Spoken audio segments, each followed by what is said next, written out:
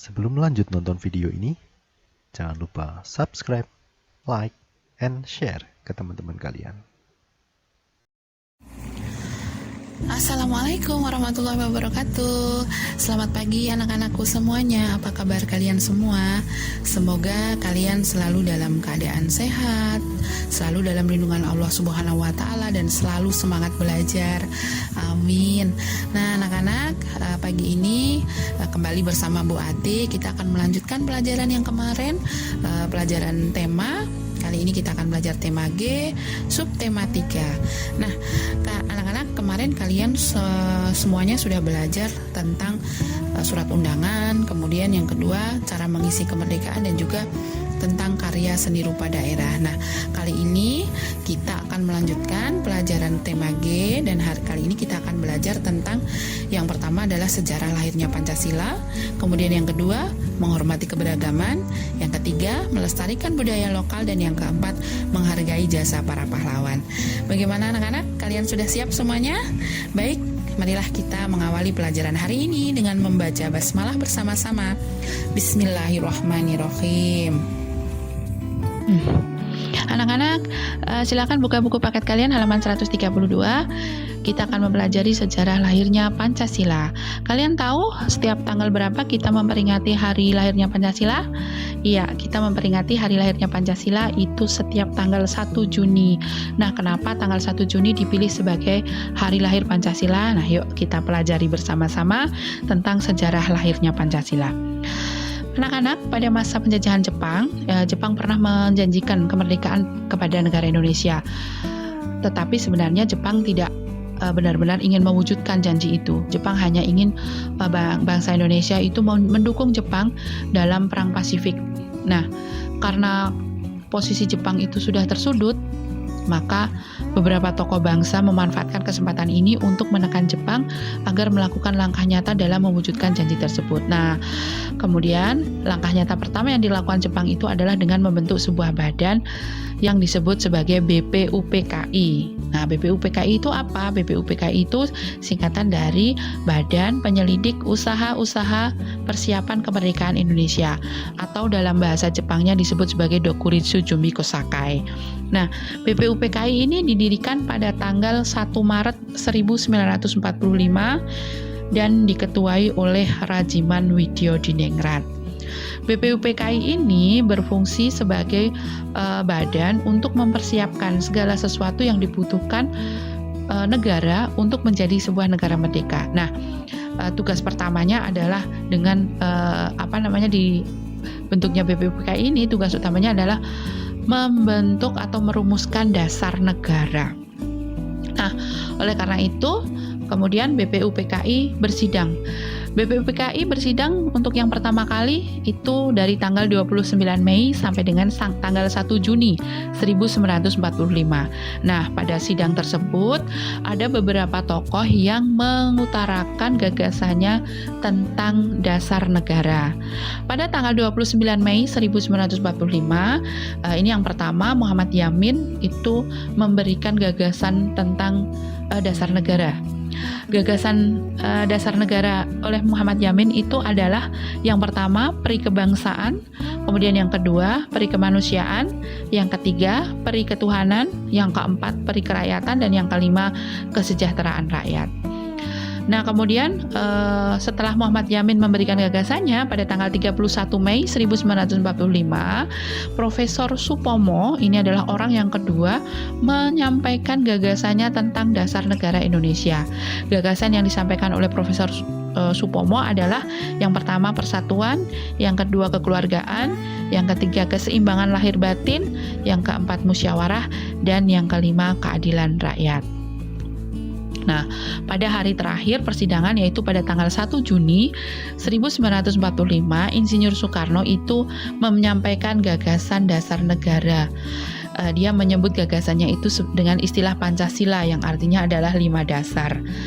Nah, Soekarno memberikan gagasannya antara lain adalah yang pertama kebangsaan Indonesia, yang kedua internasionalisme atau peri kemanusiaan, yang ketiga mufakat atau demokrasi, dan yang keempat kesejahteraan sosial, serta yang kelima adalah ketuhanan yang Maha Esa. Nah, sampai akhir sidang ternyata tidak mendapatkan keputusan.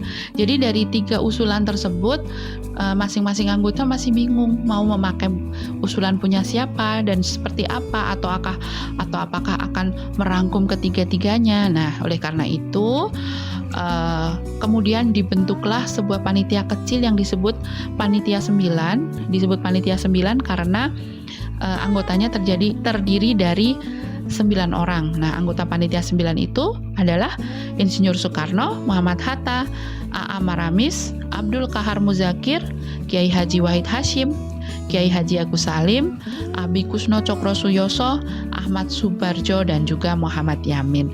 Nah, 9 orang ini kemudian merumuskan rumusan yang terbaik, yang paling tepat, yang bisa dipakai oleh masyarakat Indonesia, yang bisa dipakai di Indonesia sebagai dasar negara. Nah, oleh karena itu, pada tanggal 22 Juni 1945, Panitia 9 ini berhasil merumuskan yang disebut sebagai Jakarta Charter atau Piagam Jakarta. Nah, Piagam Jakarta ini isinya hampir sama seperti pembukaan Undang-Undang Dasar 1945 sekarang, hanya saja yang berbeda itu pada dasar negaranya, isi dari dasar negara sila pertama. Jadi Piagam Jakarta itu isinya hampir sama seperti pembukaan itu ya, dengan pembukaan Undang-Undang Dasar 1945, tetapi yang berbeda itu hanya ada pada dasar negara yang tercantum di alinea yang keempat. Kalau versinya Piagam Jakarta itu untuk sila pertama itu berbunyi ketuhanan dengan kewajiban menjalankan syariat Islam bagi pemeluk-pemeluknya. Nah, sementara untuk sila yang kedua sampai yang kelima itu sama dengan Pancasila yang sekarang, yaitu kemanusiaan yang adil dan beradab, persatuan Indonesia, kerakyatan yang dipimpin oleh hikmat kebijaksanaan dalam permusyawaratan perwakilan, serta keadilan sosial bagi seluruh rakyat Indonesia. Nah, itu adalah hasil kerja dari Panitia 9 ya, yang kemudian disebut sebagai Piagam Jakarta atau Jakarta Charter. Tetapi pada perjalanannya kemudian Jakarta Charter ini mengalami penyempurnaan, yaitu pada sila yang pertama.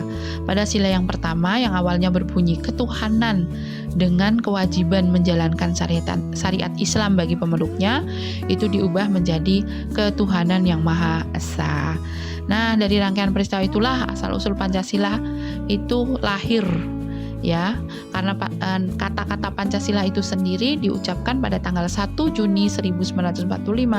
Oleh karena itu tanggal tersebut sampai sekarang dipakai sebagai tanggal atau kelahiran Pancasila, tanggal kelahiran Pancasila, seperti itu. Nah, anak-anak, apa yang ada di dalam Undang-Undang Dasar 1945 yang pada tanggal 18 Agustus 1945 itu ditetapkan ya sebagai hukum dasar, itu di situ tercantum dasar negara yang seperti yang sekarang, Pancasila yang sekarang, yaitu yang pertama adalah ketuhanan yang Maha Esa, yang kedua kemanusiaan yang adil dan beradab, 3 persatuan Indonesia, 4 kerakyatan yang dipimpin oleh hikmat kebijaksanaan dalam permusyawaratan perwakilan, serta yang kelima keadilan sosial bagi seluruh rakyat Indonesia. Nah, itu rumusan Pancasila. Prosesnya pembentukannya seperti itu hingga pada tanggal 1 Juni itu dikukuhkan sebagai hari lahir Pancasila. Nah, anak-anak, Pancasila itu merupakan dasar negara kita. Nilai-nilai yang terkandung di dalam sila-sila Pancasila itu mendasari kehidupan bangsa Indonesia. Setiap warga negara Indonesia harus mengamalkan nilai-nilai yang terkandung dalam sila-sila Pancasila. Dengan memahami dan mengamalkan nilai-nilai dalam sila Pancasila, maka kepribadian bangsa Indonesia akan terjaga. Meskipun perkembangan ilmu pengetahuan yang pesat, kemudian teknologi, globalisasi, maka kepribadian bangsa Indonesia akan tetap terjaga karena bangsa Indonesia telah berpegang teguh pada dasar negara, yaitu Pancasila. Kalian semuanya sudah tahu ya lambang sila-sila Pancasila. Kalau kalian lupa, kalian bisa lihat di halaman 135 Di situ ada gambar susunan sila-sila Pancasila beserta lambangnya. Yang sila pertama, ketuhanan yang Maha Esa, itu dilambangkan dengan gambar bintang. Kemudian sila kedua, kemanusiaan yang adil dan beradab, dilambangkan dengan gambar rantai emas. Yang ketiga, persatuan Indonesia, dilambangkan dengan gambar pohon beringin. Kemudian yang keempat, kerakyatan yang dipimpin oleh hikmat kebijaksanaan dalam permusyawaratan perwakilan, itu dilambangkan dengan gambar kepala banteng. Dan yang terakhir, keadilan sosial bagi seluruh rakyat Indonesia, sila kelima, itu dilambangkan dengan gambar padi dan kapas. Nah, bagaimana? Kalian sudah paham kenapa tanggal 1 Juni diperingati sebagai hari lahirnya Pancasila dan bagaimana proses terbentuknya dasar negara Indonesia? Nah, anak-anak, seperti yang sudah kita ketahui bahwa bangsa Indonesia itu merupakan bangsa yang sangat beragam. Ada banyak sekali keberagaman suku, agama, dan ras dan juga budaya yang ada di Indonesia. Nah, seperti contoh pada bacaan atau dialog yang ada di halaman 137. Kalian sudah membacanya? Pasti sudah ya. Nah, di situ diceritakan ada 3 orang anak yang mempunyai nama yang sama, yaitu Dita, ada Adita, ada Anindita, dan juga ada Dita Kusuma. Nah, mereka sedang berada di Solo. Nah, 3 anak ini berasal dari daerah yang berbeda-beda. Anindita berasal dari Solo, kemudian Adita itu berasal dari Pontianak, sedangkan Dita Kusuma itu berasal dari Jakarta. Nah, tentu saja karena daerah asal mereka berbeda-beda, tentu kebudayaan mereka pun juga berbeda-beda.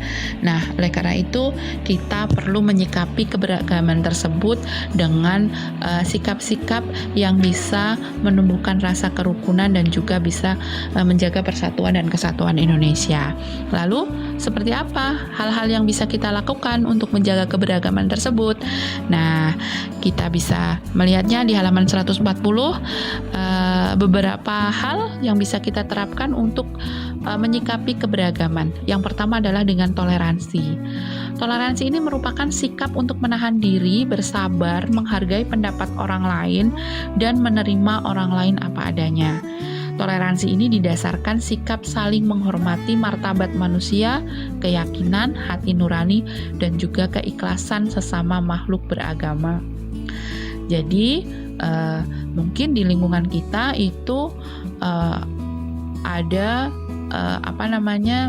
masyarakat atau tetangga yang mungkin mempunyai perbedaan keyakinan dengan kita. Nah, kita sudah sepantasnya untuk mempunyai rasa toleransi kepada mereka. Begitu juga dengan di sekolah, tetapi alhamdulillah ya, karena sekolah kita semuanya muslim. Tetapi meskipun semuanya muslim, kita juga tetap harus bertoleransi. Misalkan saja ada teman yang sedang berpuasa sunnah, nah kita harus menjaga supaya menjaga perasaan teman kita dengan tidak makan di depannya misalkan. Nah, seperti itu. Itu adalah contoh toleransi. Jadi toleransi tidak hanya antar umat beragama, tetapi dengan sesama teman yang seagama pun kita juga harus tetap menerapkan toleransi. Kemudian yang kedua, tidak menghina. Sikap ini harus dilakukan karena meskipun berbeda agama, budaya, dan juga warna kulit, teman-teman kita ini juga sama-sama belajar di kelas ya. Hendaknya kita sesama teman harus saling menghormati. Jadi kita tidak boleh menghina karena sebenarnya manusia itu sama. Jadi kita tidak boleh saling menghina. Kemudian yang ketiga adalah mempelajari dan menikmati kebudayaan. Jadi selain kita itu mempelajari agar kita lebih mengenal kebudayaan, kita juga harus bisa menikmati kebudayaan bangsa sendiri sehingga budaya kita bisa berkembang dengan baik di negara sendiri.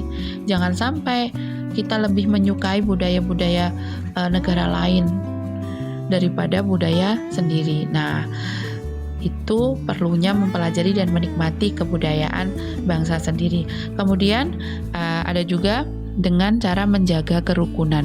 Nah, menjaga kerukunan ini adalah salah satu bentuk menghargai keberagaman. Kita tidak membuat onar, tidak menghina, dan kita juga tidak merendahkan satu sama lain. Akan mengeratkan tali persaudaraan kita di antara suku dan agama yang berbeda sehingga kerukunan akan terjaga.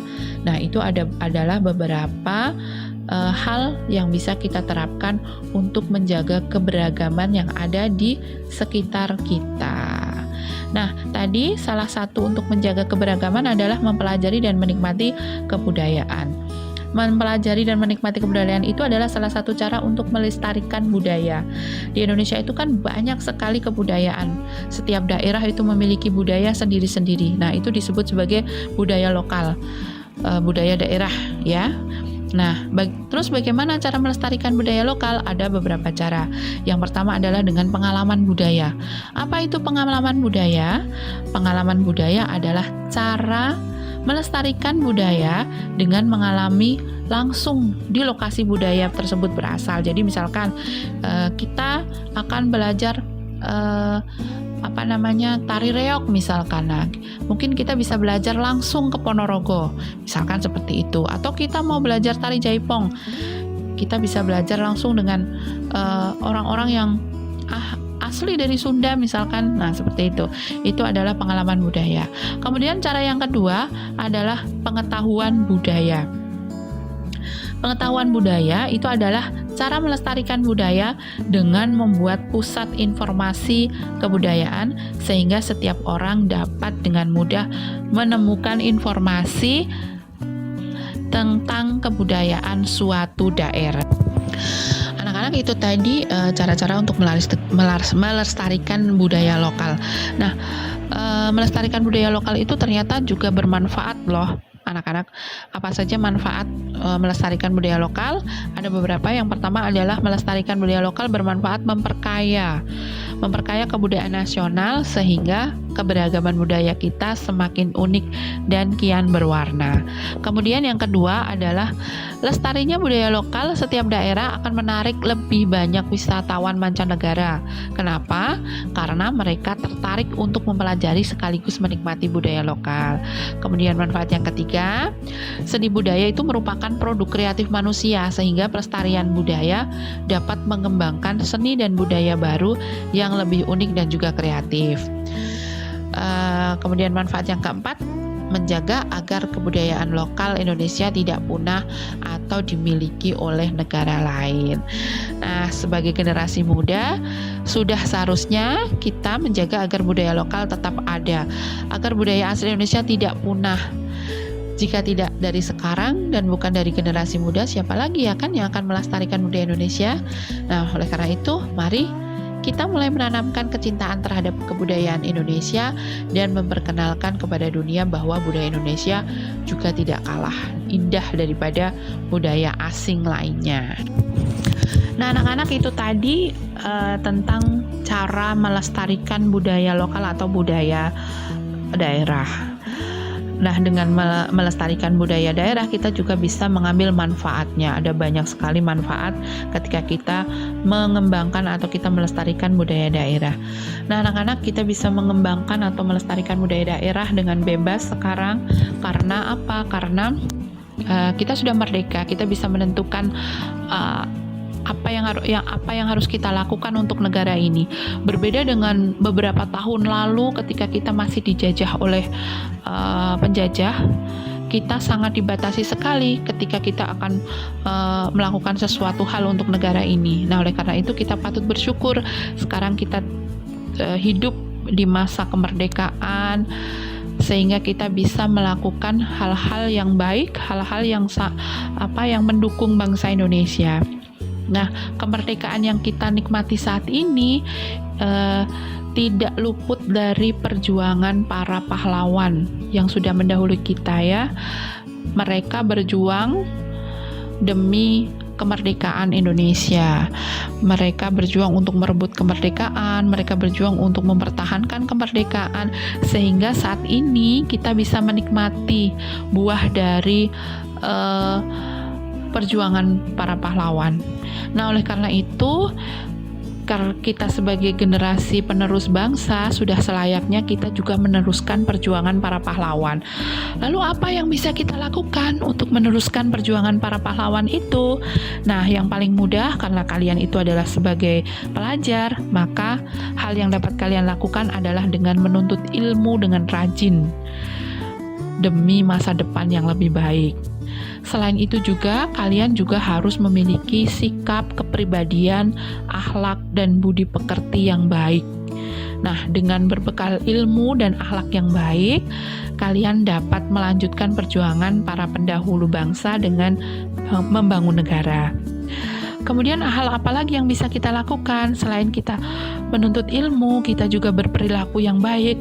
Ada yang bisa kita lakukan antara lain adalah kita meneladani sikap para pahlawan atau para tokoh pejuang.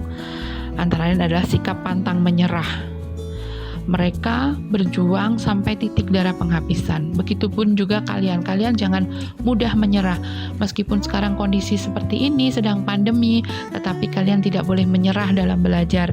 Supaya apa? Supaya cita-cita kalian bisa terwujud nantinya. Nah, selain sikap pantang menyerah, kalian juga bisa meneladani sikap pahlawan seperti sikap gigih, kemudian berani membela yang benar, dan bersikap adil ketika melihat ada ketidakadilan dalam kehidupan. Nah, itu bisa kita lakukan untuk mengisi atau untuk meneruskan cita-cita para pejuang, sehingga kemerdekaan yang sudah mereka perjuangkan itu tidak sia-sia. Kita bisa menikmati kebebasan. Selain itu juga kita juga bisa meneruskan cita-cita para pejuang yang sudah memperjuangkan kemerdekaan Indonesia ini. Anak-anak, buat dirasa untuk pelajaran tema G, subtema 3 sudah cukup. Semoga apa yang kita pelajari ini bisa menambah wawasan untuk kita dan juga bisa bermanfaat untuk kita semua. Nah, untuk pelajaran hari ini buat dirasa cukup, berarti cukupkan sekian. Jangan lupa untuk sholat tepat waktu, tadarus Al-Quran, membantu orang tua di rumah, rukun dengan adik kakak dan juga teman-teman. Tetap semangat belajar dan tetap berbuat baik. Kita akhiri pelajaran kita hari ini dengan membaca hamdalah bersama-sama. Alhamdulillahirabbil alamin. Wassalamualaikum warahmatullahi wabarakatuh.